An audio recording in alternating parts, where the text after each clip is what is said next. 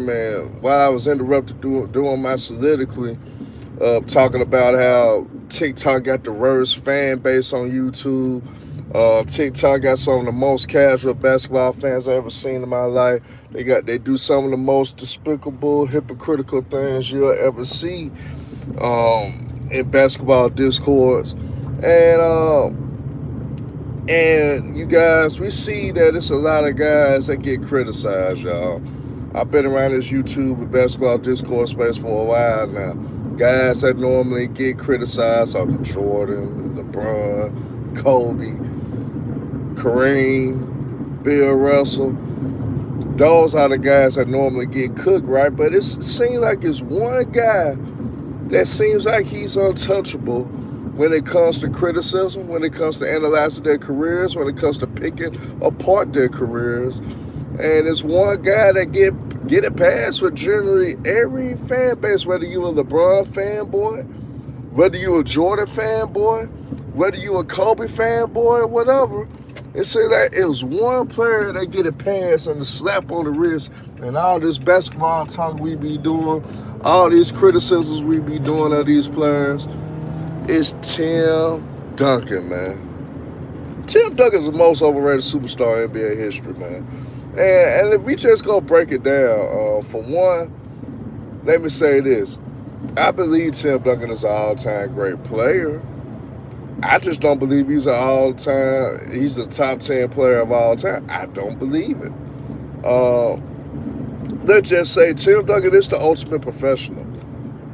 One of the most respected guys that ever played. People love him because of his professionalism, because of how he carry himself, because he's an ultimate team player. So a lot of people love Tim Duncan. Salute to everybody in the chat. Salute, Rap God.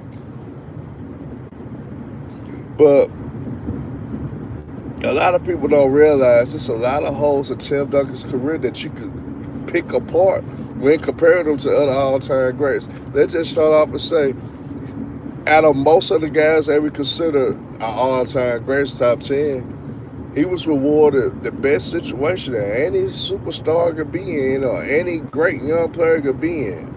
The number one pick getting drafted to the Spurs and get lucky that the Spurs tank because David Robinson broke his leg. And you got drafted into a situation that you guys formed the Twin Towers. And nobody in the NBA, especially in the late 90s, had anything to counter greats like David Robinson and Tim Duncan. And David Robinson still was playing at an all-time great level. Out of the 5 years David Robinson played with Duncan, 4 out of the 5, he was an all-star. He was an all-NBA player and an all-NBA defensive player David Robinson was. So David Robinson was great. David Robinson was still playing at a high level except for the year 2003. So when you look at Tim Duncan's career, every year possibly in his career, out of all the years he played, he probably was only the best power forward in the game for 2 or 3 years his whole career. Let's break it down. He came into the league in 97. We may not like this name that I'm finna name. We may think he's a despicable human being. But Karl Malone was the best power forward in the game when Tim Duncan got in the league. From 97 to 1999, Karl Malone was the best power forward in the game. Even when the Spurs won their chip in that strike season, Karl Malone was the best player in the NBA, best power forward in the NBA. No shadow of a doubt. That strike year when he won his first chip, he got lucky. Patrick Ewing was hurt because they had their own version of the Twin Towers because they would have had Marcus Camby / Patrick Ewing. With the defensive ability of a Marcus Camby, he would have made Tim Duncan work. And I don't want to hear nobody, salute to Know Your Boy Sports and News. Salute to you, James. I don't want to hear nobody saying that Marcus Camby could not have neutralized Tim Duncan. Because the same time in his prime, we seen Tim Duncan get neutralized by Big Z. We seen Tim Duncan get neutralized by Ben Wallace and Rasheed Wallace. We seen Tim Duncan get neutralized by the Los Angeles Lakers, by Shaquille O'Neal, and a combination of other bigs that the Lakers had. So let's not make it seem like Tim Duncan went out and got neutralized. So in 1999, it's a possibility if Patrick Ewing was healthy that the New York Knicks, because the Spurs couldn't stop Allen Houston and Sprewell, that the New York Knicks could have beat the San Antonio Spurs. But due to Patrick Ewing being hurt, this is what the Spurs did. They picked on Chris Dudley the whole damn series. So it's a very easy series for the San Antonio Spurs to beat the 8th seed New York Knicks in 1999. After that, y'all, he was dominated by Shaq and Kobe. Shaq dominated the Twin Towers by himself. By himself, he dominated two of the so-called premier big defenders of all time, but Tim Duncan and Darren Robinson dominated. And let's just say year 2000, it's an argument, James gonna love this, that Chris Webber should have been in the running for MVP in the year 2000. And on top of that, Kevin Garnett was second in MVP voting in the year 2000, ranked higher than Tim Duncan. Tim Duncan wasn't even top 3 in MVP voting in 2000. It was Kevin Garnett. So that year, Kevin Garnett was the best power forward in the NBA in the year 2000. And you have an argument that C. Webb, because the NBA always hated on Chris Webber, should have been in the MVP conversation and should have won. Chris Webber had a 25-point double-double in the year 1999-2000 season. So Chris Webber should have been in MVP. Right? So let's get to 2001. I give Tim Duncan the best power forward in the NBA year 2001. I give him that. Great year by Tim Duncan. He dominated. 2002, same thing. Tim Duncan, best power forward in the game.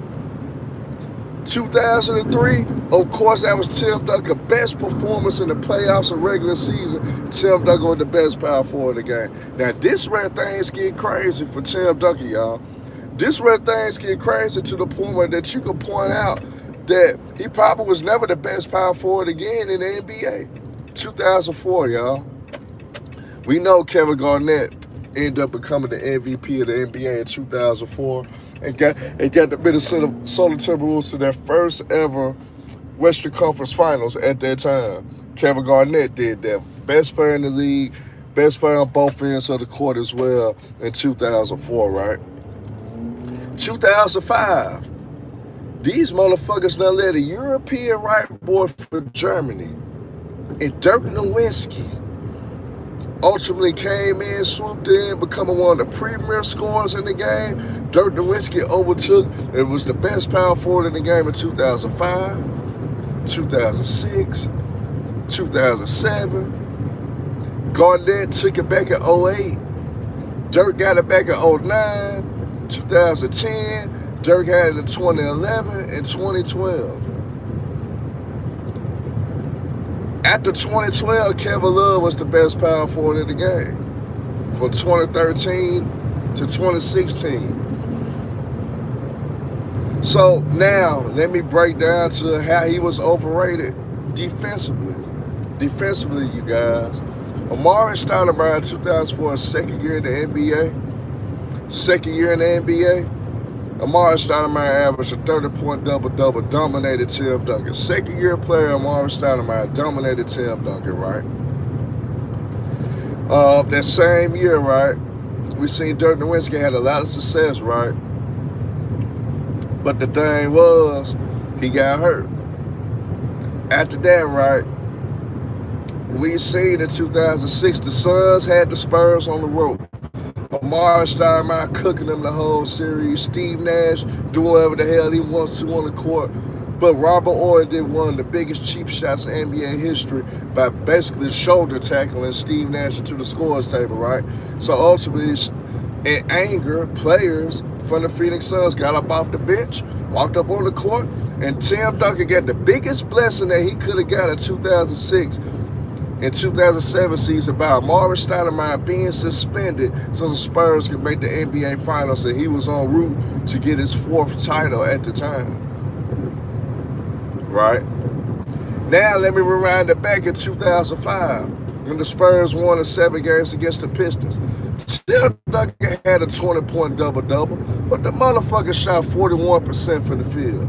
Tim Duncan shot 41% for the field in that series, getting clipped. It was very inefficient. He rebounded the ball pretty damn well, though. He was great rebounding the ball. But Tim Duncan was bad in that series. And Ginobili then had that bad, you guys. They had that bad game 4. Manu Ginobili would have got Finals MVP in 2005, right? He would have got the Finals MVP in 2005, but he had that bad game 4. And it's just a normal game 5 that it eliminated him for Finals MVP contention, right? So Duncan got lucky by that as well, that Manu had a bad game 4. Manu Ginobili would have capped off that year, not only beating Team USA. Now, I'm really going to cook on this.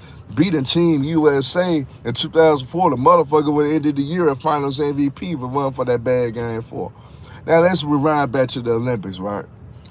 The Olympics was the infamous year that Team USA lost his way. Got the bronze medal. Tim Duncan was the vocal point of that team, being the best player in the world, according to a lot of people that year, right?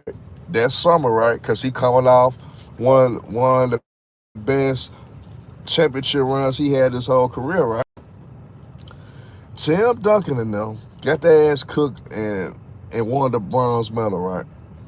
And instead of him wanting to redeem himself or come back and play for Team USA again, they asked Tim Duncan, are you coming back, right? Tim Duncan told them 95% chance, no, I will never play in FIBA rules ever again. He didn't like the rules because they were physical. He didn't like the rules because Tim Duncan one of the worst foulers in NBA history, too. He had a lot of fouls called on him. So Tim Duncan wanted the bronze medal, never played in FIBA rules ever again because he didn't like the rules. So he quit on Team USA, by the way, and got the bronze medal, losing to his teammate Manu Ginobili, a soccer country, winning the Olympic gold, right? So instead of Tim Duncan being held accountable in the 2004 Olympics, right, we blamed Allen Iverson, Stephon Marbury, and they blamed the young guys. They blamed Amar'e Stoudemire, LeBron James, D. Wade, and Carmelo Anthony. They blamed those guys more than Tim Duncan, and Tim Duncan got outplayed by Luis Scola. Luis Scola averaged a 17-point double-double, shooting 63% from the field. Duncan averaged a 12-point double-double, shooting 50% from the field. He got outplayed by Luis Scola in the Olympics. But you guys let that slide, right? They give him a slap on the wrist. Tim Duncan got another slap on the wrist. Now let's fast forward to 07. That's when things took a turn for Tim Duncan because he wasn't the guy anymore. Physically, you could see he couldn't do it. And his guys just end up catching up to him. Big Z clamped Tim Duncan up the whole finals to the point where Duncan on the average an 18-point double-double in the 2007 finals. And he shot under 45% for the field in that final series, only being guarded by Big Z. And Tony Parker got Finals MVP. So after that, y'all, 2008, Bruce Bowen gone, right? Spurs lost to the 8th seed. Memphis Grizzlies got their ass whipped, losing to the 8th seed, have the best record in the NBA, losing to the 8th seed, right? Because now Tim Duncan don't have that great wing defender that just basically lead that offensive player towards him. He ain't got nobody that will lead him and give him the best angles to contest shots or block shots coming from the weak side, which Tim Duncan is a great weak side defender. Never been a great one-on-one. Never been a great one-on-one defender. Always was a great weak side defender because you looking at schemes. David Robinson was the first point of attack at the rim. Tim Duncan was a guy coming from the weak side, right? So now just go elaborate to my final point. From 2007 to 2016, y'all, Tim Duncan was the third option, a role player. Never, no player that's considered a top 10 player ever been the third option for almost half of their NBA career. And no matter how you guys slice it, the Spurs ended up becoming a European-led team by the combination of Manu Ginobili and Tony Parker was the staple of the Spurs' success from 2007 until Tim Duncan retired in 2016. Shout out to Old Head Podcast. And contrary, Bradley, another point, Tim Duncan played more games as center than power forward. So Tim Duncan not a power forward, he's a center. And despite of me feeling the way I feel, Karl Malone's the best power forward to ever play the game. He's a sick son of a bitch. Nasty motherfucker. But Karl Malone's the best power forward of all time. Not no Tim Duncan. Tim Duncan played more games as center than power forward. And then, how can you put Tim Duncan top 10, y'all, when these five bigs are better than Tim Duncan all time? Wilt Chamberlain, better than Tim Duncan. Wilt Chamberlain, better than Tim Duncan. Kareem Abdul-Jabbar, better than Tim Duncan. Bill Russell, better than Tim Duncan.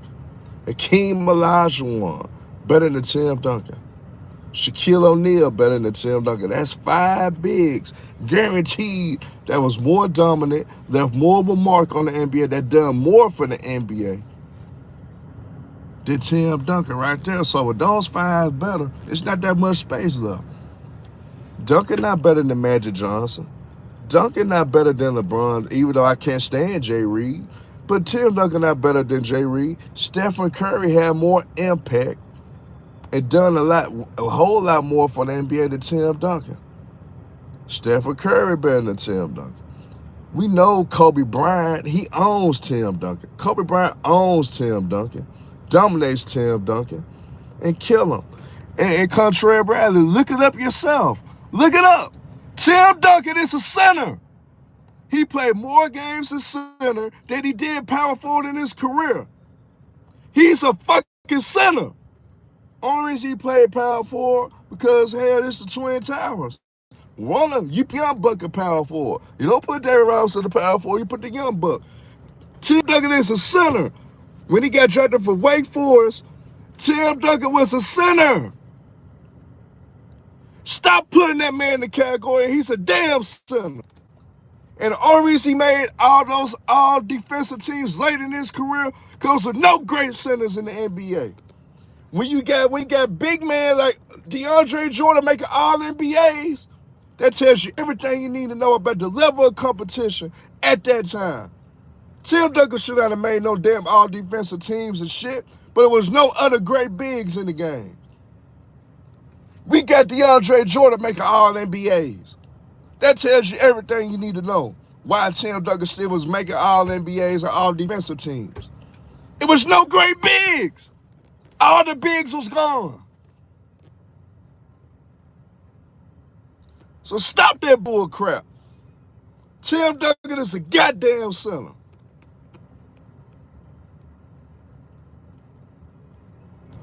I love Tim Duncan, but he's not better than no fucking Kareem Abdul-Jabbar. He's not better than no damn Wilt Chamberlain. He's not better than no damn Bill Russell. He's not better than no Shaq. Shaq is the most dominant force in NBA history. He's not better than Hakeem Olajuwon. Hakeem Olajuwon head above shoulders for every skill of basketball. Hakeem Olajuwon is better than Tim Duncan in. Every damn thing you can think of measurable in basketball, Hakeem Olajuwon is a better defender. Hakeem Olajuwon is a better scorer. Hakeem Olajuwon is a better post player. Hakeem Olajuwon is a better one-on-one defender. Hakeem Olajuwon is a better weak side defender. Hakeem does every damn thing better than Tim Duncan.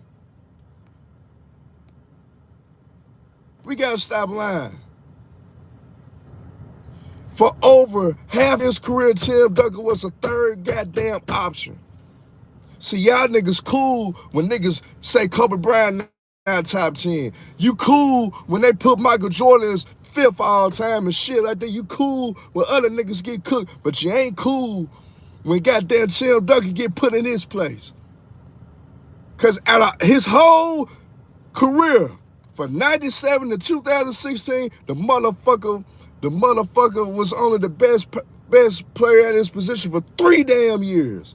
For 3 damn years. And I already walked that shit down and told y'all why. Y'all niggas don't respect C-Webb because y'all don't realize the NBA robbed C-Webb. Y'all would look at Chris Webber different if the NBA didn't cheat them and cheat the Kings for losing to the Lakers. If the gambling scandal didn't happen, the Kings would have been NBA champions. Hell, if the Phoenix Suns and Warber or if they didn't suspend Lamar Stoudemire to them, Tim Duncan and all actuality would only have 4 chips. The NBA saved Tim Duncan. And Patrick Ewing wasn't hurt in that shorter strike season, the New York Knicks would have beat the Spurs. He actually would only have 3 goddamn rings. Tim Duncan was a role player, y'all. Role player, role player, role player. For 2007 to 2016, he was the 3rd option. Sometimes 4th. Kawhi Leonard won Finals MVP. Manu Ginobili Parker was definitely better than him from 07 to 2016. Those 2 players were better than Duncan. Nobody that we consider top 10 players ever was a role player for more than 5 years like Tim Duncan was. Man, y'all hit that like button. If y'all not subscribed, y'all subscribe, man. We gotta tell the truth, man. We gotta stop lying. Tim Duncan, if nobody ain't never told you, I'ma tell you. You not top 10, buddy. I got Dr. J over you, nigga. I got Larry Bird over you, nigga. Salute the Switch, man. Shout out to Eternal Basketball family, man. Real basketball head, real genius at the game. The nigga make a living off this basketball shit, man. Shout out to Switch, man. Tim Duncan, you not top 10, buddy. And all you damn bums on TikTok, the nigga was a role player for 2007 to 2016. You bums don't want to smoke. You bums are easy work. Y'all are fucking hypocrites. Y'all are bad for basketball. Y'all give Jordan fans a bad name with the way y'all talk. And give Kobe fans a bad name because y'all don't respect the game. Y'all don't know the fucking game. Y'all hit that like button. Y'all not subscribe. If y'all want to hit the cash out, $, CASHDOE11, man. Cash out for Hollywood Herm. Again, $CASHDOE11, man. And James, they don't realize, man, they don't like to hear the truth. They don't realize. I love Tim Duncan. I respect him. I think he's an admirable, great leader. But a lot of those years, niggas, it was a lot of power forwards that were better than him, like a Chris Webber, KG, Dirk. They let the white boy come in and start cooking their ass. Dirk. Man was a role player for 2007 to 2016. Let's keep it real, man. Salute y'all, I'm out.